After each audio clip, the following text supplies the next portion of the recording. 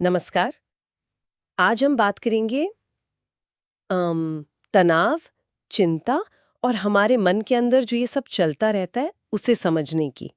हमारे पास Dan Harris के साथ हुई बातचीत से कुछ पॉइंट्स हैं जो बताते हैं कि हम अपनी अंदर की आवाज को मतलब कैसे बेहतर संभाल सकते हैं। हमारा मकसद है कि आजकल के जो दबाव हैं उन्हें समझें और उनसे निपटने के कुछ प्रैक्टिकल तरीके खोजें ताकि मन थोड़ा शांत रहे।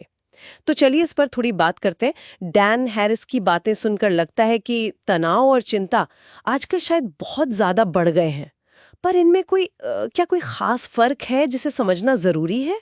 स्रोत क्या कहते हैं इस बारे में? हाँ हाँ बिल्कुल। एक ज़रूरी फ़र्क है।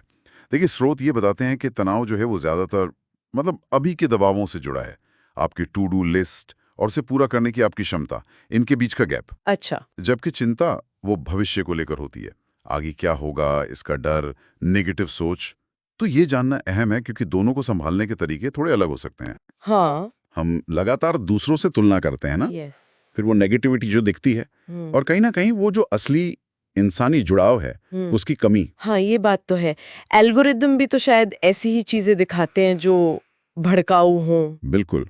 संघर्ष, गुस्सा, ये चीजें ज्यादा दिखती हैं तो माहौल बिगड़ता है। ये मानवीय जुड़ाव वाली बात, ये कितनी जरूरी है? अरे बहुत जरूरी।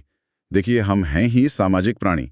हार्वर्ड की एक बहुत लंबी स्टडी है, वो साफ दिखाती है। हाँ, मैंने सुना है उसके बारे में। हाँ, तो वो बताती है कि अच्छे मजबूत रिश्ते ही लंबी उम्र और सच्ची खुशी के लिए सबसे सबसे जरूरी चीज हैं। वो कहावत है ना, कभी अकेले चिंता ना करें। सही बात। तो रिश्तों में इन्वेस्ट करना, चाहे पुराने हों या नए, ये बस अच्छी बात नहीं, हमारी सेहत के लिए जरूरी है, अनिवार्य है। पर कई बार हम दूसरों से ज्यादा तो खुद पर ही सख्त हो जाते हैं। वो जो अंदर की आवाज होती है, नुक्स निकालने वाली। हाँ, वो इनर क्रिटिक। स्रोत कहते हैं कि खुद से नफरत करके बदलाव नहीं आता। ये कैसे करें? सही कहा। खुद से नफरत या गिल्ट से बदलाव नहीं होता।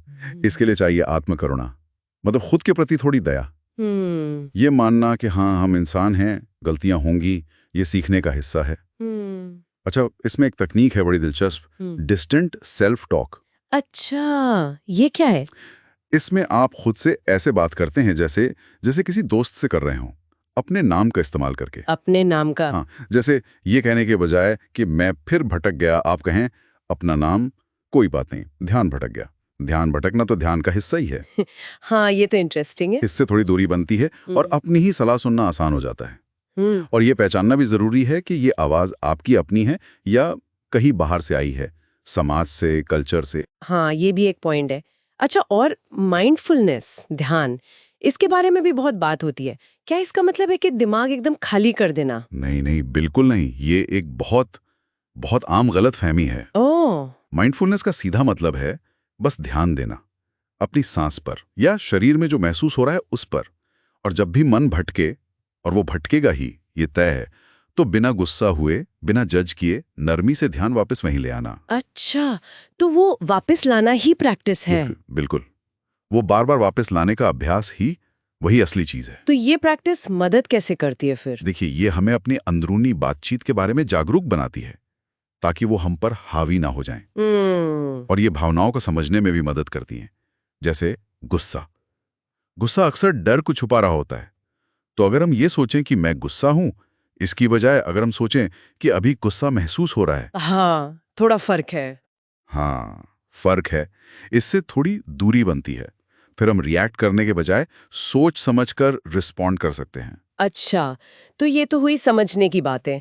अब रोजमर्रा की जिंदगी में क्या प्रैक्टिकल कदम उठा सकते हैं? जैसे वो सोशल मीडिया वाला पॉइंट, उसे कैसे कंट्रोल करें? हाँ, एक तरीका है, जब भी फोन उठाने का मन करे ना, बस 1 सेकंड रुककर खुद से पूछें, इस वक्त मुझे असल में क्या चाहिए? क्या मैं बोर हो रहा हूं, थका हुआ हूं, अकेला महसूस कर रहा हूं?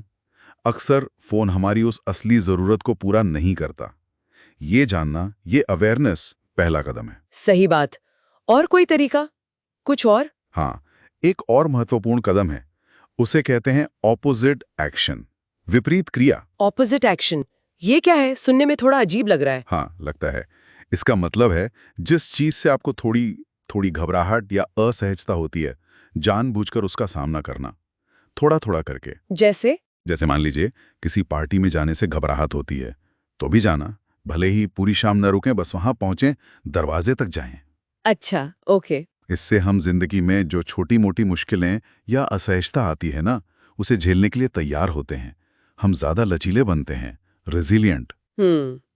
तो इस पूरी चर्चा का सार निकालें तो क्या कहेंगे? मुख्य बातें शायद यही हैं कि तनाव और चिंता ये रियल है, लेकिन इनसे निपटने के लिए वो मानवीय जुड़ाव वो बहुत जरूरी है। बिल्कुल। और खुद पर सख्त होने के बजाय दयालु होना वो ज्यादा काम करता है। हाँ, आत्मकरुणा।